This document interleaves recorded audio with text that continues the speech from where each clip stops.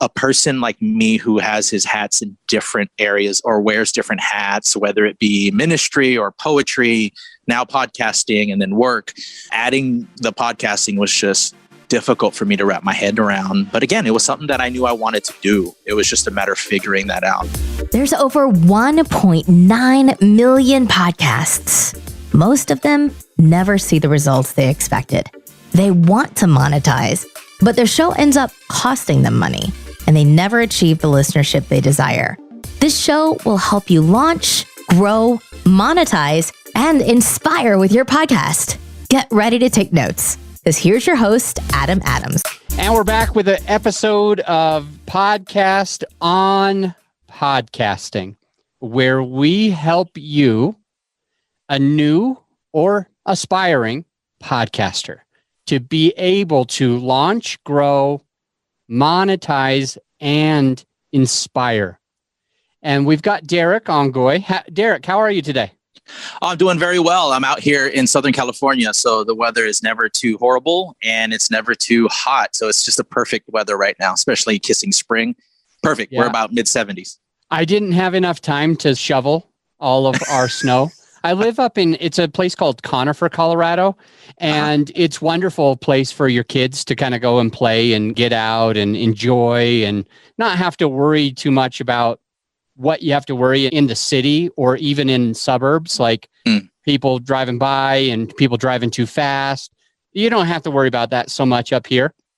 But it did snow on Monday. It snowed a little over a foot, and my snowblower broke on Monday. Wow. And today's Wednesday, as we record this, it's Wednesday, and I didn't have enough time to shovel everything, and it snowed another 14 or 15 inches last night.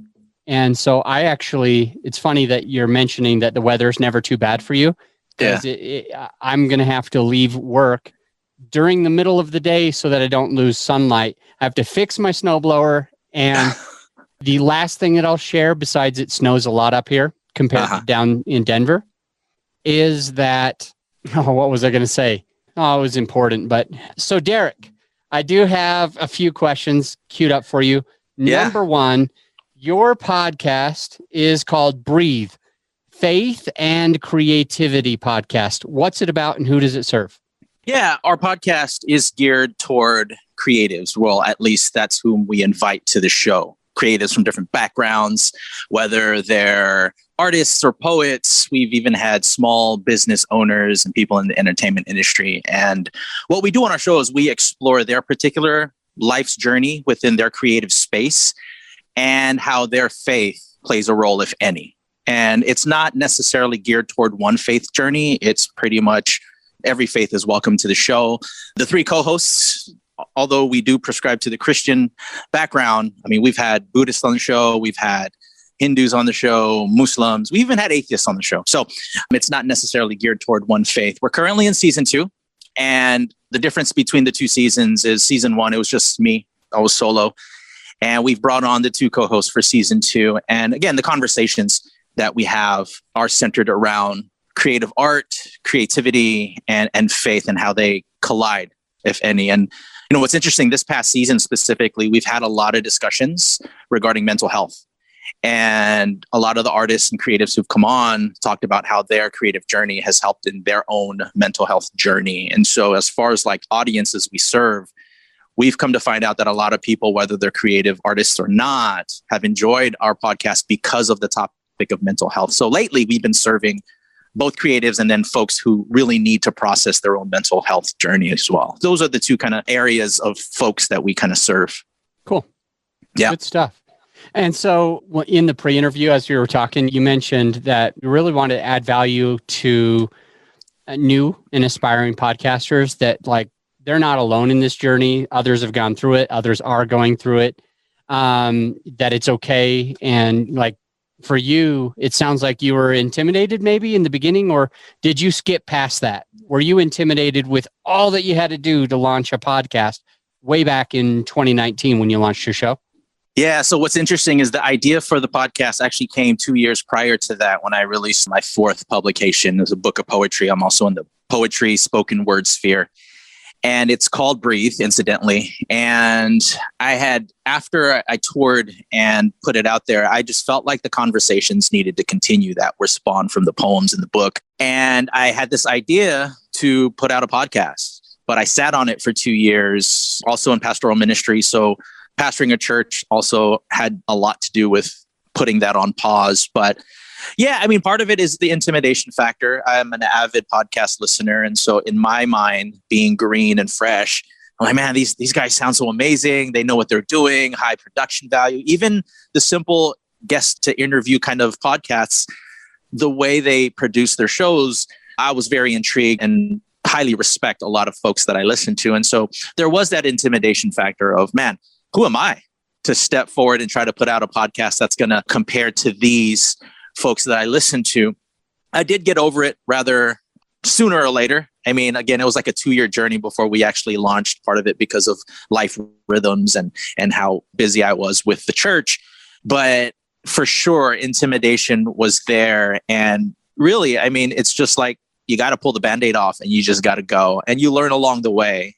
And what's interesting is, as I've spoken with many different podcasters as well, it's kind of the same story where a lot of people didn't know what they were doing going into it. They learned along the way. And if you were to compare their most current, let's say, episodes to their first ones, you can definitely hear the difference of production value and such. And so, yeah, I'd say that it's okay if you're out there wanting to start a podcast. I mean, it's fun. I truly enjoy it. I can't quit my day job, obviously. We have a few sponsorships to cover the costs of our show. But despite all that, I mean, would I love to quit my day job? Yeah, absolutely. But why I do it is because I love having these conversations with people. I have way too many things to chat with you about. From what you said, it's like I couldn't even. This podcast episode could go a couple of hours, and we would still be asking questions. You've really unpacked a lot there. So, really, you mentioned early on that you're in season 2. Mm-hmm. And that the first season you were doing it all by yourself. And then the second season you brought on 2 co-hosts. So I want to start by asking you, should you have a co-host? Should you not have a co-host? What are the pros and cons? Yeah, it's a great question. The pros, well, let me start with the cons. The cons of having co-hosts is now you have to maintain or manage schedules with 3 people. I'm going to make sure that I'm playing this for your co-host so they can be like, he said that about me. He said that there was cons. Are you kidding me? All right. Yeah, all right. absolutely. Send them the private link. But no, I mean, now that you have 3 people, and then when you include the guests that we interview, you're talking about potentially 4 people up to 5 that you have to manage a schedule. And so that's one of the cons. You have to manage that, maintain that. And for me, though, it was having to work with my family as well, saying, hey, what's a good day that I can devote weekly to record these episodes? And so there was that time management as well. And so that was a challenge. The pros is I don't feel alone anymore, right? And there's shared responsibility as well, where Christian, who's one of the co-hosts, and then Kevin, I can just hit them up and say, hey, I have an interview scheduled coming up. Can you put together the social media piece for that? Take that off of my plate. And so that's another pro. Like, I'm not carrying all the responsibilities anymore. And as well as the network. Like, I can only reach so far by myself. And in season 1, all I had were like artists and my friends. But now that we have Christian, who's a painter, he has his networks that he can reach out to. Kevin, he's a voiceover actor. And so he has a different network that he reaches out to. I mean, we were able to talk with a gal named Rita Wild. And if you're in the greater LA area, you know that name because she was in radio for 30 plus years for KLON. And so she was a guest on our show. And I would have never had her on my show had Kevin not been one of the co-hosts. And so the reach, that's another pro. So your reach and your network becomes wider. And so I would say those are some of the pros and cons of having co-hosts. All right. So like, we're brand new. Mm-hmm. I haven't even launched my show yet. Yeah. And I'm listening today. And these pros are compelling. How do I know if it's right for me or not to just start it on my own or start it with a co-host? On top of that, is there anything that I need to know? Like if the partnership, the co-hostship doesn't really work out, how to exit that the cleanest way possible? Oh, that last part is a interesting question, which maybe I'll get to toward the end, but I'll start from the other end where I guess it depends on what your vision is. So for us, our vision was to reach as many creatives as possible.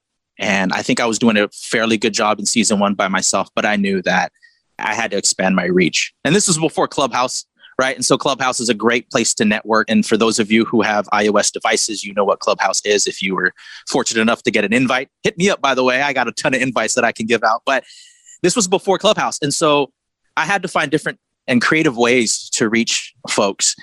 And so I felt like if I wanted to continue the show, I really needed to expand. And both Christian and Kevin were guests on season 1. And I felt like our banter and our connectivity was seamless. And plus, they're my friends. And it was an easy ask. We took about a year off between 1 and 2 because of the pandemic. My mental health was just like kind of shot when the pandemic hit. And so I didn't feel any sense of creativity. So we were intending to launch it actually in March of last year when the pandemic hit. And I was like, oh. So we didn't launch season 2 till December. But what happened was between March and December, it allowed for Kevin, Christian, and I to really talk about the show. Where do we want it to go? And we were having meetings, of course, over Zoom, building up our own rapport and our own banter. Christian, I go way back with him, way back to like 96. Kevin, I've only known a couple of years. So part of it was redeveloping our kind of personality, developing our cohesiveness. I knew for my sake and the vision of our particular show, I wanted to bring on more people.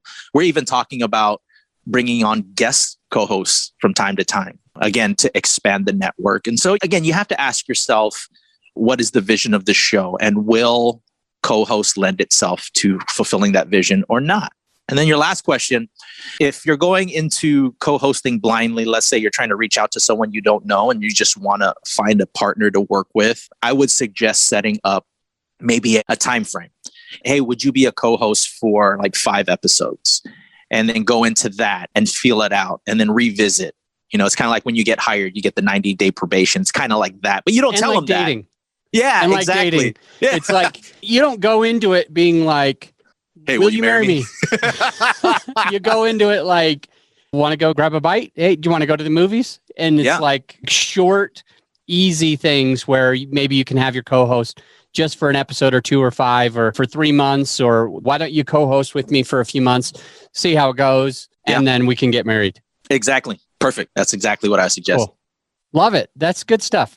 Any repercussions with your podcast listeners when you took an entire year off or about a year off? You were going to publish on March 1st of 2020, and then you didn't end up really doing it until 2021 for the second season? Oh, absolutely. So the momentum died, right? Everyone was expecting us to come back at a certain time. So when we ended season 1, by the time we intended to relaunch, it was only like a 2-3 month rest. And we went into, well, at least when I was by myself, I went into the season clear, saying on every episode that, hey, we're about to wrap up season 1. We're going to take 2-3 months off to rest. And again, I'm very vocal about my mental health. And so I needed the rest, and everyone understood that. Fine, great. And so I even put out promotional material. Hey, we're coming back. And then COVID hit. And so it kind of died down, quite honestly. So when we ramped up in December of 2020, we had to do extra pushes to promote the show. In the beginning of the season, our numbers definitely weren't as much as they were in season 1. Partly because people probably moved on from it. Again, it's the momentum that died. I think it's picked up. We are about 14 episodes into season 2. So I think it's definitely ramped back up for sure. But yeah, that's one of the repercussions for taking a break that long. I do suggest taking breaks, especially if you need that rest. I think rest is important instead of trying to hammer out like 52 episodes a year if you're a weekly podcast. But just as more of a question, really. Do you think like you have to have the podcast have a break, or do you feel like it could be possible, for example, if you wanted to take November and December completely off, if you just recorded a little bit more than you're publishing for January through October, and you could just have those extra episodes in the can, in a bank account of episodes, so that you could just get it scheduled for all of November, all of December, take 2 months off with your family, come back in the beginning of January, and you took a break, but the podcast itself didn't take a break? That can absolutely work. And in fact, season 1, I did all the front work. Quite honestly, I think I went 16 or 17 episodes, but I had most of them all recorded before the first month, before the launch. And so I just scheduled them for release. So absolutely. I think because I personally knew I was going to make a shift to add to co-hosts, I just felt like we needed to take a break and just reformat a little bit as well. So yeah, I could absolutely see that for sure. Cool. Just curious. Next, I want to really jump into sponsorships. You mentioned that you have a couple of sponsors that help offload some of the costs. Mm-hmm. I know that there's a listener or two that's like almost feels untangible. Was there ever a time that sponsorship felt untangible to you, but you still were able to achieve it eventually? Yeah, absolutely. So all of season 1 and maybe even a couple episodes into season 2 for sure was unsponsored, right? We have a Patreon page as well. So that went dormant. I mean, I launched the Patreon page first episode of season 1 and got nothing for the whole season. And so I continued to pay into the hosting and all that stuff. But I don't know what happened. It just, somewhere in season 2, I noticed and I'm going to just be honest, we got 5 people on the Patreon page, and those 5 people cover the costs of our hosting and everything else that we add on. And so we pretty much aren't paying anymore. Now, we have to go ahead. I'll remember my question. Go ahead. Yeah. And so in addition to that, we have 2 sponsors from local businesses who I know the 2 businesses. So one's a coffee shop and one's a printing company, which in many ways relate to what we do, both in the creative space. I love coffee. Printing, of course, is creative space in many ways. So is coffee. And so, yeah, I just reached out to 2 of my friends, and maybe that's an advice for those seeking sponsorships. If you know people who own businesses, it's a great way just to get your feet wet in sponsorships. And, I hit up one of my friends and, hey, would you like to sponsor a few episodes? And the coffee shop owner was like, hey, what if I just give you like a certain amount of money every month and let's just do sponsorships indefinitely until I say I'm done paying you. The other one, the print shop, he paid into 6 episodes. I kind of took some other models from different sites that offer podcast sponsorships, and I kind of reworked it to fit our best benefit. And so this particular business owner paid into it. I think it was like $100 for 6 episodes or something like that. Nothing big, but enough now that we have like a good couple of hundred, maybe a few $100s in the account just sitting. So if we need new equipment, we can do that. If we need, when the world opens up, if we need to travel somewhere, this and that. But as far as our Patreon and the support we get from there, our costs are covered for sure until one of them decides not to pay anymore. But for sure, season 1 and the few episodes into season 2, I felt like, man, because I was hearing that. I was hearing that on forums, like get some sponsors, and people were talking about all the sponsors they have. And I'm like, how in the world? And then I thought to myself, well, and maybe it was my wife who said, well, why don't you just hit up so-and-so who own these businesses, and maybe they want to pay for airtime to, promote their business as well, and hit them up. And they said, yeah. So is there like a pitch that we should use to have more likely to get the people to say yes? Like in your case, it sounds like you asked 2 people said yes. Many of us will probably hear a couple of no's usually. Mm-hmm. So is there any part of the reach out process to these 2 people that are actually sponsoring, plus your other Patreons as well, that maybe if there's a tangible takeaway for a listener who wants to have a sponsor so they know what to say? Well, so my context is all relational building, right? So all of our support wasn't blind calls or cold calls. They weren't just, hey, let me call up Google. Hey, let me call up Amazon. Hey, can you support? No, it was relationships that I built with these friends in the community. And I am an avid supporter of the coffee shop. I'm an avid supporter of the print shop specifically. And it helps that I've known specifically the print shop owner for a long time. And so again, I appeal to the relationship that has already been built. And so that, again, that's my context. Now, if you were to ask me how to reach out to major corporations, I don't know, because I don't have that experience just yet. I'm hoping to. But as far as local businesses, it's what businesses do you frequent? List them. I mean, for me, again, it's the coffee shop and the print shop. But off the top of my head, like I frequent a few restaurants in the local area, and I've gotten to know the business owners and the staff. And I'm thinking about this breakfast joint that I go to a lot and thinking, okay, after this run of sponsorships, because I don't want to just like inundate my episodes with sponsors at the front end and like 10 minutes of sponsors, right? So I want to space them out. So, hey, this local breakfast joint, I'm already mapping out in my head. Let me go up to the person maybe in a couple of weeks before the current sponsors end and say, hey, listen, I have this podcast. And again, appeal to the relationship side. And I think that released a lot of pressure and stress to try to go to some company that I don't know. But yeah, again, cataloging who you know in the community and just start reaching out to them. Perfect. A lot of good stuff, and all of it very tangible. And I have a few additional questions here. in order to start your podcast, I'm sure it wasn't all, what do they call it? Unicorns and rainbows? I'm not sure if I'm even saying it right. That'd be magic mushrooms, Lucky Charms. People are like magic marshmallows. Magic. We don't say magic mushrooms on this podcast. Did I say magic mushrooms? Oh my gosh. We've said it three times already. Marshmallows. True. All right. I'm sure it wasn't all magic mushrooms in order to start the podcast. So what challenges did you need to overcome? Yeah, well, I mean, in the beginning, I did mention the whole getting over the fear of I don't meet up to the standards. That was one. But quite honestly, too, one of the challenges in the beginning was time management. With all the hats that I was wearing in my life at the time, it was trying to figure out when I can record, when these interviews, because again, the difference between season 1 and season 2, being on my own, it wasn't as routine as it is now. A lot of these interviews were happening at different times of the day, different days during the week. And so time management was a huge challenge for me in the beginning. And part of it was just trying to figure it out.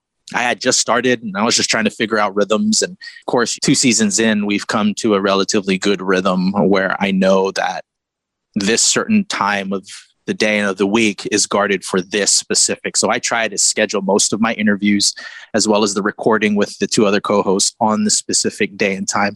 Again, because it works for my family and it's one of those agreements that we've made. And so the kids know that, hey, Pops is in the garage recording. Let's just wait till he's done versus going and knocking on the door and disturbing him. And so it's kind of agreement. So I could say that now, but early on, yeah, time management was a huge challenge. Time management was a huge challenge just because, again, a person like me who has his hats in different areas or wears different hats, whether it be ministry or poetry, now podcasting and then work, adding the podcasting was just difficult for me to wrap my head around. But again, it was something that I knew I wanted to do. It was just a matter of figuring that out. So, I mean, there were some days where I had like 4 or 5 interviews and I don't do well with calendars, right? And which is something I need to get into, but I don't do well. It's just, I look on my iPhone and my iCal and like, oh yeah, there's a slot there. Sure. Let's do the interview. And then when another person calls me back and say, hey, I can do an interview, I'll just look at the same day. Oh, there's a slot there. And then come to realize, oh my gosh, I just scheduled 4 or 5 interviews in one day, back to back. What in the world? So I'm a lot smarter now, but time management definitely was one of the biggest challenges during that early year. So when you say you're a lot smarter now, what is it that you're doing a little bit differently right now to manage the time more effectively, be able to still put out the right amount of content, not overwhelm yourself and not kind of get in the way of your family? For me, I have my entire Wednesday, every single week is completely blocked out for just podcasts. I have a couple podcasts and I use a Calendly link and they just schedule. And I know that I have to do back to back to back to back. And I wouldn't normally be good with calendars myself, but Calendly has really, I need to become an affiliate. I like them so much. For now on, I'm going to have like some resource page. Oh my gosh, this is brilliant. I'm going to have a resource page and Calendly is going to be on it and they're going to pay me millions of dollars. And I don't even need a sponsor because it's more like affiliate. Yeah. I don't know. There's free Calendly accounts. So maybe I'm swimming backwards, but what was it for you, Derrick, that allowed you to be able to feel like you're accomplishing what you need to without sacrificing the family? Yeah, so I go back to that word rhythm. So Monday nights from 7 to 9 are blocked off for podcasting. Now, whether that's recording with the 3 other co-hosts for the show or scheduling an interview with a potential guest. And again, the upside with 2 co-hosts is whenever they want to schedule their guest, you do it. I don't have to be a part of that. But between 7 and 9 is blocked off to record episodes. And then Saturday mornings, when the kids are just still waking up, when they're still in bed, quite honestly. My wife, she leaves for work really early Saturday mornings. So from like 7 to 9, I don't know how that works out. 7 p.m. to 9 p.m. Monday nights are recording. And then 7 a.m. to 9 a.m. Saturday mornings are reserved for editing. And so I have those rhythms worked into my life and it's worked. And it's really looking at my life schedule, my life rhythms and saying, okay, what works best? That one is still going to fill me, right? Because I'm doing this because it fills me. And I don't ever want it to become a burden where I have to edit episodes every single day because that would be too overwhelming. And so what works for me? Well, okay, this block of time works for me on Monday and Saturday. And yet it still leaves me with a ton of time for my family as well. I think partly in season 1, I was just eager to record so much. I was just so eager to get so many interviews recorded. And that's why I struggle with time management. But now, having gone 2 seasons and experienced it for we're total now, 24, maybe 30 episodes in between the 2 seasons, I've come to understand what works and what doesn't work. And it's okay. I'm not trying to schedule so many interviews like I was in season 1. And so that's what's worked. It's really looking at my week and what works best and sticking with that rhythm. Derrick, what if you tripled your Patreons and all of a sudden we had 15 people, not just offloading the cost of your hosting platform and some of those other costs, but you had so much extra money that you had the ability to offload all of the post-production, the editing of the podcast, so you didn't even have to do it? Would that be one of the first places that you'd put the money or not? That's a really tough one for me because as a creative myself, I'm very particular on how I want things to sound. And I'm not saying our sound is the best because it's obviously not, but because I'm very particular at how. I mean, as a poet, for instance, I've done collaborative pieces with other poets because I was asked to. But because of the way the final product ended, I just didn't like it because half of the poem is not me. And I know that's something I have to get over myself, but it's really hard for me to delegate. It is. And that's my fault. I want to take on as much as I can, and I want my hand on everything. Like even one of my co-hosts was like, hey, why don't I shadow you in the next coming weeks to edit the episode and so that I can take that off of you at times? And I said, yeah, sure. But in my mind, I'm like, nah, that's not going to happen. You know, but I know it's probably the wisest thing to do. But again, it's something I have to get over someday and to eventually do it. It took me a long time as well. I didn't want to do it, but I felt like no one could do it like me. Mm-hmm. Exactly. So I actually sent it off. I don't think I'm exaggerating, but I'm not spending the time to actually get the details correct. So I could be exaggerating on accident. I think I gave it off 6 different times and was disappointed each and every time. And I finally was able to find a virtual assistant that took everything that was in my brain, the way that I think, and she did it to a level that I don't cringe. It doesn't bother me. I'm happy with the way that it's getting edited. And now because she's more of a systems person than I am, she's able to systemize that and give that to other virtual assistants that work with us on our team when we do post-production of other people's podcasts. So it's done like this very particular way. And it's been great, but it took forever to get there. So knowing that you currently want to control it, if you did triple your Patreons or quadruple them and you had a whole bunch of extra money, because you already have money just sitting in the bank in case you need to travel somewhere whenever you can, or if you need to buy more mics. Well, let's just say you had so much coming in on a regular basis. Where would be the first place that you'd put that money? Yeah, we've talked with the other co-hosts about this. And of course, we're waiting for the world to open up. But man, we would use that money to travel, quite honestly, to go on location to various sites. And now you're talking about a budget of plane tickets and train rides or whatever have you. So we're thinking significant amount of money at this point. But I mean, how great would it be to travel on location to a poet up in the Bay Area, San Francisco? How amazing would it be to not do it? Right. Honestly, that's what we had talked about. Like when the future happens or when the world opens up, that's our dream, to be able to travel on location to do these interviews with people that we are connecting with. Even some of the people that I've connected with on Clubhouse, for instance, I met someone from Argentina. I mean, how great would it be to travel to Argentina to do the interview there? That's my dream. And that's what I would put all this extra money into. I have so many questions and I'm not sure we'll even be able to get to them all.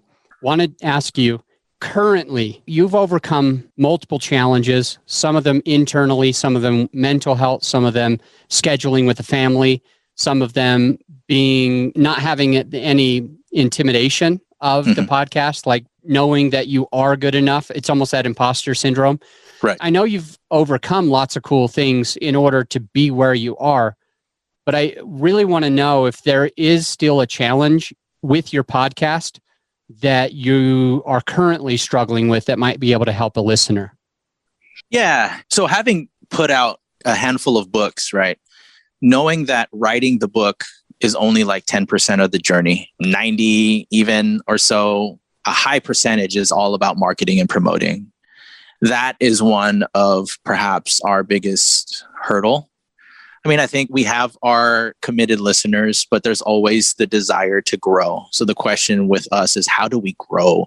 How do we promote? How do we get over this hurdle? Because we know that producing this really is a chunk of the whole journey in podcasting, and getting our show into the ears of new listeners is a challenge. And other than promoting it on all of our social medias, connecting on other forums with other podcasters, short of paying for ad space to get our name out there, that's been something that we've been thinking about. Like, how can we? And I try to talk up the podcast to, I think I'm generally a pretty social guy. And so wherever I go, whether it's a coffee shop or a restaurant, a store, waiting in line for the groceries, I always have a tendency to say hey to people, maybe social distance now, but I'm not just going to stand in line just twiddling my thumbs. Right? I'm not the one in the elevator who's just quiet. When someone comes in the elevator, I'm going to spark a conversation, no matter how uncomfortable you're going to be.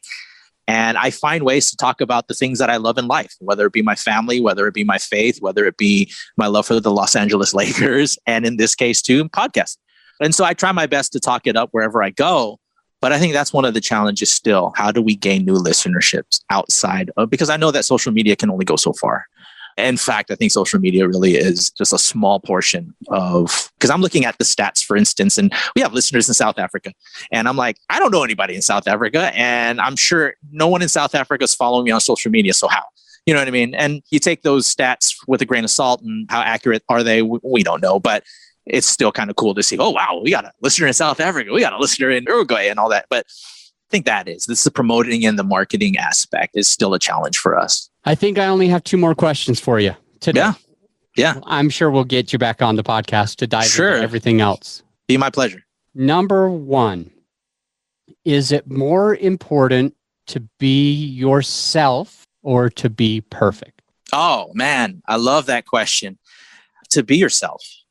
And if I could talk about my hat in the religious world, for instance, I hid my mental health for a long time because of the pressures of having to be perfect. Like, who in their right mind is going to attend our church when a pastor is struggling with depression and anxiety and suicidality? And also, I'm an Asian American, so there's also the Asian shame that I deal with at least, where you just don't talk about anything. You just keep your head down and you plow forward. And so I had those 2 factors determining whether or not the persona that I was going to portray in public was going to be me or this painted on person. And for a long time, I was this painted on person. I was the smiles. I was the handshake. I was everything is fine. A part of me inside was like, man, this is wrong. I'm living this lie. But I kid you not, the moment from the pulpit, I confessed to the congregation that I was dealing with depression and anxiety and suicidality. Oh my gosh, like so many people started coming up to me and saying, thank you for that, because I'm struggling too. And I didn't know how to say it. And it created this atmosphere of honesty within our congregation. And I found it to be true in podcasting as well. You take the pressure off so much when you put on this painted face and strive for perfection. I used to try to edit out all the ums and the ahs and all the filler words. And I just got exhausted from doing that. And if I normally talk like that, and sure, I'll edit out some. If I'm just going five minutes of just saying sure, I'll edit that out. But I try to keep as much as that in as possible because I normally talk like that. And I'd rather give the honest self of me in public than trying to live out this persona that's not even me. And it takes more work to do it that way in the first place. And our voiceover actor will probably tell you the same thing. I mean, he's an actor, so he's wearing all these different masks anyways. And he shares how hard it is to live that way. And he finds so much freedom in just being Kevin. And so I would say being yourself is more important than striving for perfection. I'm so glad that I asked you. Beautiful answer. Thank you. And the way that you shared your experience that got you to this place is incredibly impactful for the next podcaster who is going between the two. Yeah. I also focused in the beginning more about being perfect, wearing a suit, never cussing, just because I didn't want to push buttons, offend anyone, make them think that I wasn't professional, editing out ums and ahs, pretending like I don't make mistakes and I've never made a mistake. And then the day that I changed that, just like you with your congregation, of letting them know your struggles, the weirdest thing happened. I got more followers, more listeners, more people investing with me, hiring me, connecting with me, and being able to resonate. And I think that's just such a powerful thing for our listener who's a podcaster or a soon-to-be podcaster, to remember that it's more important to just be yourself than it is to be perfect. It was really beautiful the way that you mentioned it. So thank you. Thank you. Yeah, of course. I also want to find out just what kind of tools you use, tricks you use, hacks that you have for a podcaster that many of us might not know unless you were here sharing it with us today. Yeah, so we don't have the budget to create our own studio in-house, and we don't have the budget to go to a studio to record. So I'm here in my garage, and as far as sound goes, I mean, I'm not a professional sound guy. I do have, I do know my way around a soundboard and of course editing and such. And so I think sound definitely is important to me. There's always that conversation between content versus sound quality, and people are like, no, as long as you have the content. But man, if you have the content and your audio sucks, like there's only so much you can listen to good content if the audio is just really horrible. And so one thing that we always talk about is the whole sound bouncing, right? You never want to record in a space that has a ton of windows and all that stuff. And so for me, I tried the whole, right? There's that tip where you go under your sheet and you record there. Yes, it sounds great, but it's also uncomfortable because I love to move. So what I've done, and in my setup here, being in the garage, for instance, and this is the hack to kind of dampen the sound a little bit so you don't get a lot of the bouncing. I put up a lot of curtains in the garage, right? Garages tend to be very echoey, concrete and all that, stale, if you will. But I put up a bunch of curtains. I put up a huge floor rug to help dampen the sound. And you can't see this now on the video, but behind the microphone, I have couch cushions right behind the microphone to absorb sound. And it's easy, simple, and really cheap way to get pretty good sound quality. So do your kids just like, they want to knock on the door, they want to reach out to you, but it's mostly because they're standing up while they're watching their show while you're in here recording with their couch cushions? Yeah, no, we actually have couches in the garage. And so I just take those cushions and put it there. And they're like, when is Dad going to be finished? I just want to sit down. I've been standing up since 7:00 and it's already 9 p.m. Yeah. Again, I've tried even the walk-in closet, which is great because of all the clothes that absorb sound.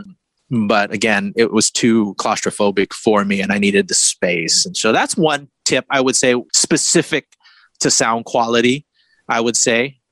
And then, of course, I would also advise to get a good, if you're going to invest in something, invest in a good microphone. It's really important. I mean, you don't have to spend thousands of dollars, but get a microphone that has pretty good sound quality. You can get a good microphone for under $100, even 2 or 3, but you don't have to spend thousands and thousands of dollars on a good mic. But you do need a good microphone for sure. And so those are maybe 2 tips and 1 tip and a hack that I would share with your listeners. Yeah, of course. You're welcome. I'm a big mic person as well. I've used 3 or 4 or 5, 1, 2, 3, 4. I've used 4 different mics.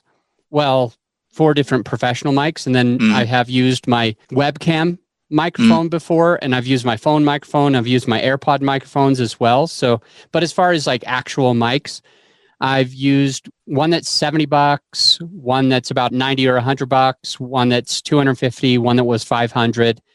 And with some of them, I have to use the interface, which is another. For me, it's like there's some that are like $200 and others like that I'm using right now that are like $600. And so there's all of these different kinds of like expenses that can come up when you're launching. And I liked how you said you don't have to spend $1,000 to get a good mic. And I will mention just to the listener that I have a PDF. It's simple to find.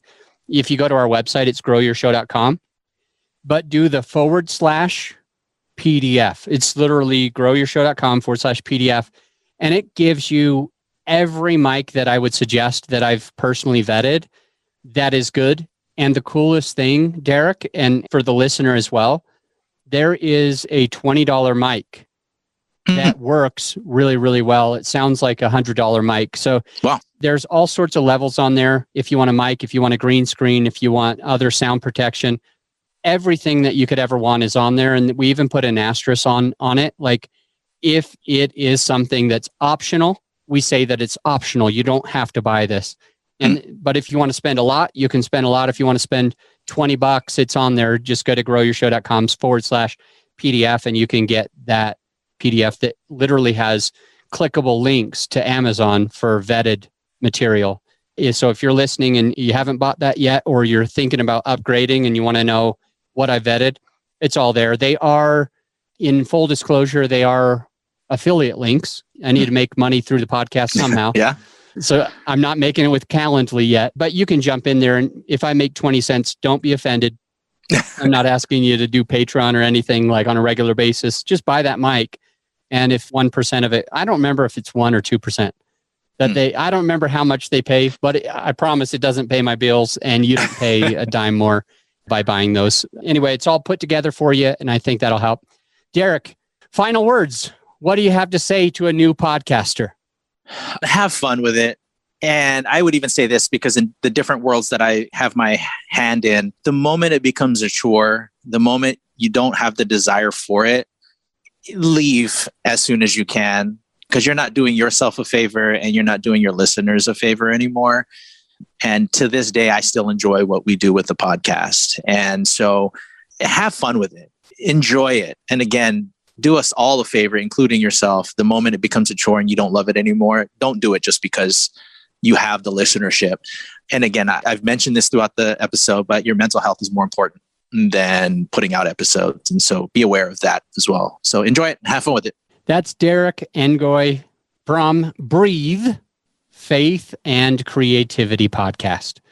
You can find it wherever you're listening to this podcast. You'll notice that he's already in the top 10% of all podcasters based on number of ratings, which he's above that 30 mark. But even still, if you feel once you've listened to an episode or two, if you feel inclined to give him a rating and a written review, let him know that you heard about him from this podcast. And I'm sure he would have a lot of gratitude to connect with you as well. Derrick, thank you so much for jumping on, for teaching us that we're not alone, that it's okay, that not to be intimidated, that our mental health is important when we're podcasting, focusing on that, our family, finding ways of utilizing a good schedule so that we're putting out the right amount of content, giving us permission that if we need to take a break for a month or 2 or 3 or 12, that we have that permission to be able to jump in as well. Thanks for going through the setup with your own garage and how you put up curtains, couch cushions, and used a decent mic to be able to have a better sound. And additionally, putting down that mat. I don't know if it's called a mat or a carpet or a rug. What did you call it? Yeah, just a floor rug. That's what it is. Yeah, there you go. So simple. I can't believe I would miss Which a seems word like that. Very, anyways, floor rug just sounds like it's I don't know. We need to have a euphemism for floor rug coming up on the next podcast. Thank you for talking about really, who am I? What do I want to accomplish? Make it fun. Make your podcast fun. Enjoy it. Sound quality with the room. And most importantly, in my opinion, being yourself, not being perfect. It's a huge takeaway that I got. Derrick, thanks for jumping on.